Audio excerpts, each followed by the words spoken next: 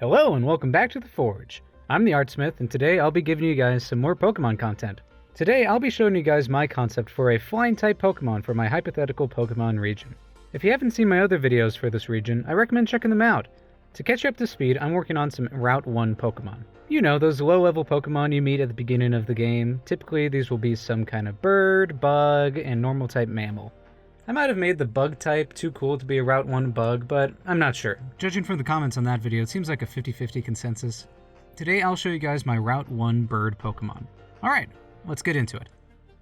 My region is set in West Coast USA, so I wanted a Route 1 bird that reflected that.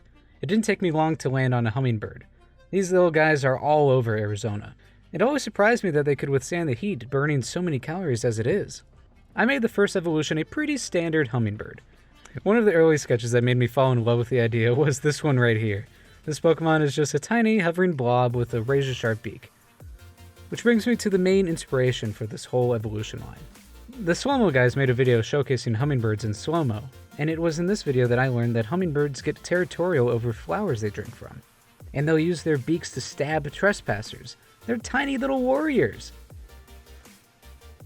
So I had the concept. Every evolution would be a slightly more developed warrior, starting with this guy based on a thumbtack. I appropriately named it Humtack. Humtack, the hovering Pokemon. Buzzing from snack to snack at breakneck speeds, Humtack happily slurps up valuable nutrients hidden in flowers. After it's had enough to eat, Humtack flies back to the safety of its flock. With eyes bigger than its stomach, this Pokemon can fall victim to drinking too much nectar and becoming too heavy for its wings to lift. Some trainers will bait Humtack with a surplus of delicious nectar in order to slow it down enough to catch. Now I know what you're thinking. A fighting type hummingbird Fakemon? Subjectively, Jack already made something like that. And in my defense, I came up with this concept in November. Here's the receipt. And when did Subjectively upload their video? Almost exactly a month later. Damn, I really take my time between drawing these Fakemon, don't I? Funny enough, we both made hummingbird Fakemon. And we're both named Jack. But anyway, while I was researching this Pokemon, I found the most handsome hummingbird ever. Look at him! It's like he's got a little helmet! Yeah, that's right, we're giving this Pokemon a feather helmet, leaning even further into the warrior concept. I wanted the second form to give off the vibes of an apprentice or a squire. So I gave this bird an oversized helmet that weighs it down too much for it to fly. I like the idea of Humtack's speed score vastly dropping when it evolves into this form to really sell that it's weighted down by the helmet. Don't worry, its speed will go back up in the final evolution. And thus, Humlet was born. I'm really leaning into the hum puns, aren't I? Humlet, the apprentice Pokemon. Now old enough to begin his training, Humlet takes up an apprenticeship under one of the flock's furious warriors. Overwhelming stress and pressure are not the only things weighing this Pokemon down. Its feathery helmet is composed of heavier and denser feathers than the rest of its body. This greatly slows Humlet down as it works up the strength to wear the colors of war.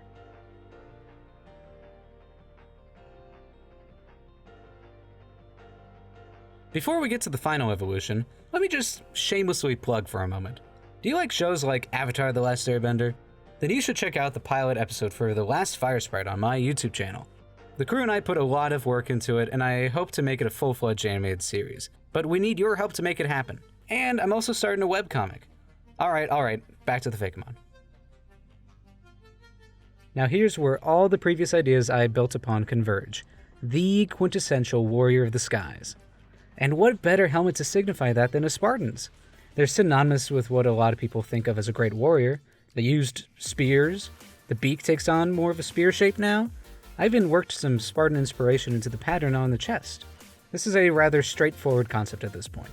I wanted this Pokemon to still resemble a hummingbird and exude a powerful presence. The silhouette is more jagged and pointy, the eyes are more menacing. It's funny, I still see this as being smaller than your typical Route 1 bird, but still sizable. Like, a 10-year-old trainer could ride it, but that's the cap.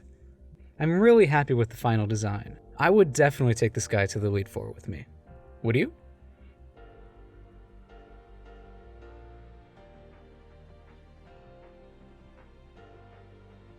Javelhum, the Thunder Lance Pokemon.